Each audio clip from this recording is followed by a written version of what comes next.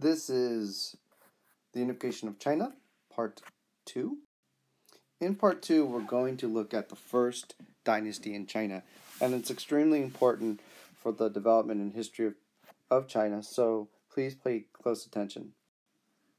Okay, so in the Unification of China, you have what's known as the Qin Dynasty develops. Now, I know it says Qin, and some people would call it the Qin Dynasty, but the Q is kind of like a ch sound, so it's actually the Qin Dynasty.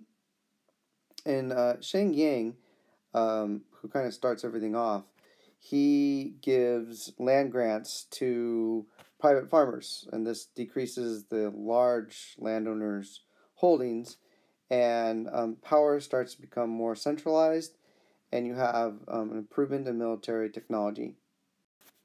But he's not the first emperor. The first emperor is this guy, and his name is Qin Huangdi, and he rules from 221 to 210 BCE, and he is considered the first emperor of China. And so China gets its name from this guy. His dynasty doesn't last very long, but it does set dramatic precedences for the rest of Chinese history. The basic rule is centralized bureaucracy, and he starts massive public works programs. So he doesn't quite create the Great Wall of China, but he starts building this wall-ish like structure along the border of China. Okay, and kind of where it's kind of located in the northern part of China, as you guys can see right here, right there. Okay.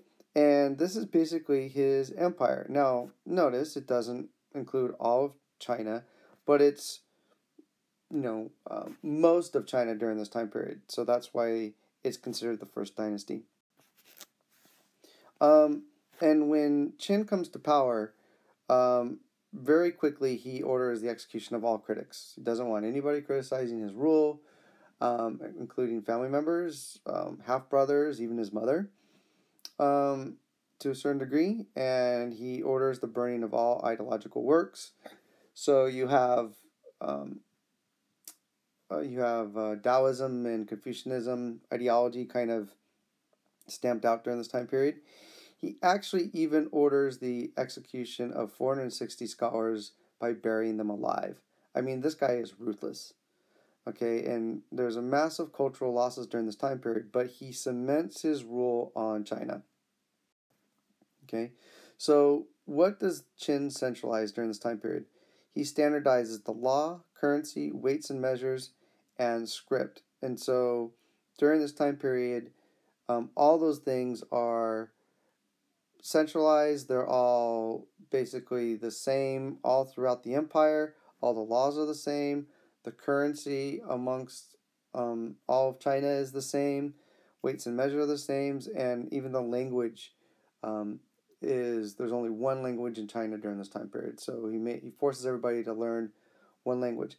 And we don't really think about this nowadays as kind of revolutionary, but during this time period, every little parts of China had its own currency and its all rules. And, if you'd go to one part of China, you'd have to exchange money for the other part, and the measures were all different. And so he gets away with all that. He says, you know what? Obviously, this is no way to run an empire, and basically he says this is one law, one currency, weights and measures, and one language.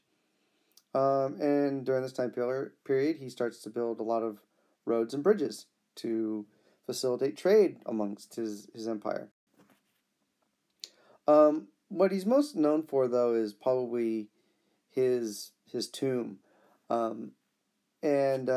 Estimates are you have about 700,000 workers working on it one time, and basically when he dies, he is buried in this tomb with a whole bunch of slaves and concubines, and even the craftsmen that built it are sealed in the tomb with him, so nobody can get out or nobody can tell anybody about the tomb, and it pretty much goes undisturbed until about 1974. And in 1974, right outside the tomb complex, people find what's known as the Terracotta Warriors, and so far they've unearthed about 15,000 of these Terracotta Warriors, and they're all individualized. They're all were of different shapes and different colors, and they all are uniquely detailed.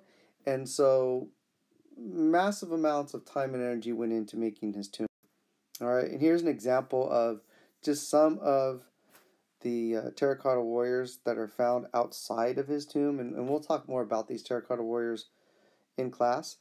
But it's just amazing that this guy was able to get people to do all this for him. But again, his empire is extremely important because even though it doesn't last very long, it kind of sets the precedent for all the other empires to emulate throughout Chinese history. Okay, so next time we'll talk about part 3, which is the next dynasty after his, which is the Han Dynasty. Thanks for listening.